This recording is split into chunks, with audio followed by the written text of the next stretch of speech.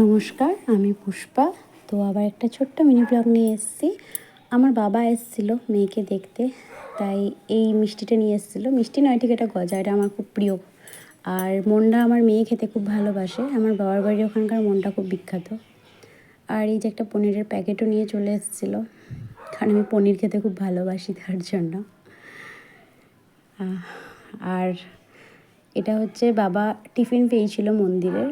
কচুরি, 2 রকমের মিষ্টি ছিল, আর একটা ছোলা ডাল আর আলু দিয়ে তরকারি ছিল। আমার বাবা আসলে বর্ধমানের সর্বমঙ্গলা মন্দিরেতে থাকে, তো ওখানকারই টিফিন না খেয়ে আমার জন্য নিয়ে এসছে। আর এটা হচ্ছে পায়েস আর একটু মিষ্টি। আমার জন্মদিন এই মাসে, তাই মা পায়েস আর মিষ্টি করে পাঠিয়ে দিয়েছে। আর এগুলো বাবা এনেছিল মেয়ের আর আমার জন্য। আমুল গুঁড়ো দুধ, এই চানাচুরটা আমি খেতে খুব ভালোবাসি। 1 প্যাকেট মেরি বিস্কুট মেয়ের জন্য, 2-3 রকমের কেক ছিল, ঝাল ছাড়া সেও ভাজা। আর মেয়ে এখন চকলেট কমপ্ল্যানটা খাচ্ছে, তাই চকলেট কমপ্ল্যানটাও এনেছিল। টুকটাক করে অনেকগুলোই জিনিস এনেছিল। মেয়েরও শরীরটা খারাপ, তাই মেয়েকে দেখতে এসেছিল।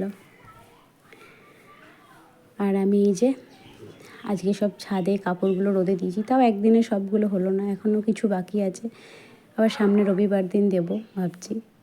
এত রোদের জোর, মানে আমি ভিডিওগুলো করতে গিয়ে নিজেরই পা পুড়ে যাচ্ছে মনে হচ্ছে, এত রোদ। তো যাই হোক, কাপড়গুলো রোদে দেওয়া হয়নি 2 বছর হলো। 2 বছর পরে এবছরে রোদে দিলাম। 2 বছর মাম্পু খুব ছোট ছিল, তো তাই ওকে নিয়ে সম্ভব হয় না। এখন একটু বড় হয়েছে, আর আজকে যেহেতু বাবা এসছে, বাবার সঙ্গে ব্যস্তও আছে, তাই আজকে শাড়িগুলো রোদে দিয়ে দিলাম। আর দুপুরবেলা শরীরটা খারাপ ছিল, তাই বেশি কিছু রান্না করতে পারিনি বাবার জন্য। আলু গাজর ভাজা করেছিলাম, পটল ভাজা করেছিলাম, একটু উচ্ছে ভাজা করেছিলাম।